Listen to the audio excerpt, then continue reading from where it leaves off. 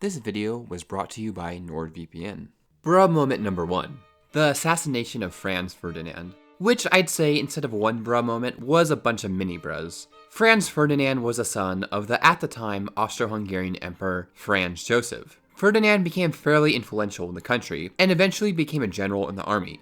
Which is why he went to Sarajevo in the Austro-Hungarian province of Bosnia and Herzegovina for a regular troop inspection on June 28, 1914. Now, many of the South Slavs of the empire and Serbian nationalists perceived him as a threat, ironically because he wished to give them more rights in the empire. The reasoning was that they wanted to start a rebellion among the South Slavs to leave Austria-Hungary and join Serbia. But if Franz Ferdinand got his way, other South Slavs in Austria-Hungary would be more content being a part of the empire. Now, before we go on, I want to share today's sponsor, NordVPN. Now, I imagine you do not want anyone seeing what you are up to online. That's why NordVPN is a service for you. Without having a VPN, your personal data can be tracked by governments, hackers, and ISPs. But when you use NordVPN, your IP address is masked, so you cannot be identified. Not to mention, your data is encrypted, which prevents others from sniffing your data over the same network. I like to work on these videos in my school's library, so it's always assuring to know that NordVPN has my back, and that my data will be safe when using my school's open Wi-Fi network. Another thing that I personally love about NordVPN is how it allows you to easily access region-locked content on sites like Netflix. For those of you who don't know, Netflix has different libraries in different locations. So using NordVPN means that you can easily set your location to, say, Japan, France, or any of the other many countries that NordVPN has servers in. And just click a button and bam, now you can watch your favorite shows. If you use the link in the description or use the code Loken Productions during checkout, you can get a 70% off deal for NordVPN. So it's only $3.49 a month, plus you get an additional month free. Now, getting back to where we left off. To add further fuel to the fire, June 28th was Vidovdan, which was the anniversary of the Ottoman victory over Serbia at the Battle of Kosovo in 1389, which to this day the Serbs are still salty about. Memorializing every year. So a conspiracy was set in motion to assassinate Franz Ferdinand. But as we will see, they did not exactly find the most competent of killers for the job. So, Franz and his wife Sophie were riding in an open-top car, blissfully unaware that they were going to be murdered.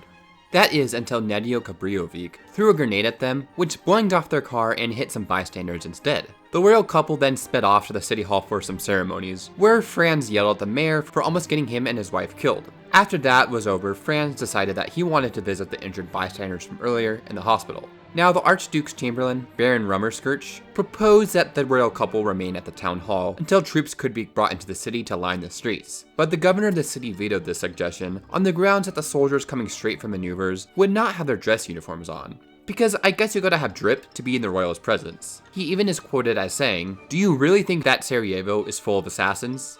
Spoiler, it was.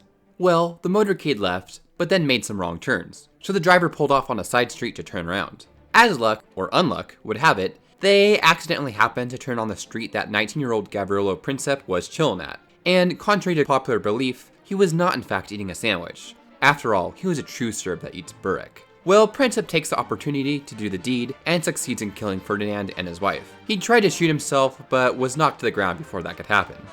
Gavrilo was lucky in that he did not get the death penalty, but instead was sentenced to only 20 years in prison, where he then died from tuberculosis. Which was still probably a better fate than dying from tuberculosis in a freezing cold trench in the Alpine Mountains. The guy that threw the failed bomb earlier had an even more miserable failure of a suicide attempt. He swallowed a cyanide pill and jumped into the Myaksa River. Well, the river was only 13 centimeters deep, so all he succeeded in doing was freaking up his ankle. And the cyanide pill was so old that all it did was make him vomit over himself when he landed. Then the police found him and dragged him out of the river to be beaten by a crowd. Imagine being such a bad assassin, you can't even kill yourself. But the biggest bruh moment of all was how the assassin set in motion the events that would bring about the creation of anime. Bruh moment number 2. The founding of the city of Way, Antioch Khosrow, or translated as Khosrow's Better Antioch. See, the Sassanid and Byzantine empires had been fighting a pretty nasty war, which had left the great city of Antioch destroyed by the Sassanids. And because the Sassanids had a large number of Byzantine prisoners, the Sassanid king needed somewhere to put them. So, Emperor Khosrow came up with a very big-brained plan of building an exact replica of the city of Antioch and housing all the Byzantine prisoners of war there. The city was said to be made of the exact same materials as the original Antioch, and even had the exact same street plan, all just to flex on the Byzantines. One story says Khosrow went up to one settled Byzantine man and asked him how he liked his house. The man was enthralled by how it matched exactly to what his original house in Antioch looked like, just it was only missing the tree in the yard. The next day. Bro moment number 3, the presidency of William Henry Harrison.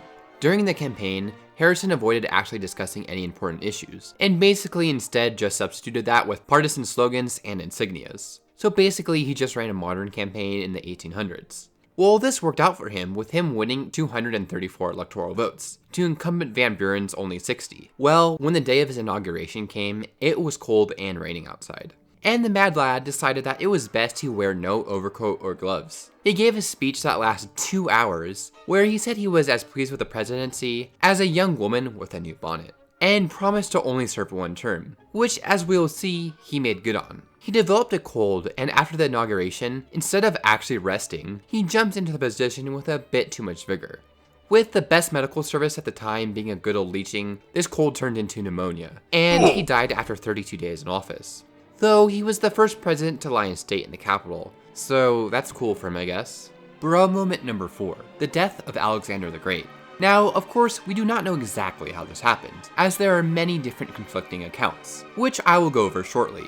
But considering that the dude conquered most of the known world at the time and got killed by not battle, but by disease, poison, etc., is a pretty big bro moment. One version of this says that while in Babylon, Alexander entertained Admiral Nearchus and spent the night and the next day drinking. After getting thoroughly sloshed, he developed a fever that progressed to the point where he could no longer speak. Of course, other theories are abound, such as that he may have actually been poisoned, which is likely due to the cutthroat nature of Macedonian politics at the time. One theory even says that Aristotle was the poisoner himself. Other explanations include a variety of natural diseases like malaria or typhoid fever. Thanks again to NordVPN for sponsoring this video, so please make sure to check out that link in the description. Thanks for patrons Andy Luke, Emerson Salmerio Rubio, LinkTheBets24, Skylar Weston, Ches Cookies, Sean Fennerty Loins, and Zyma.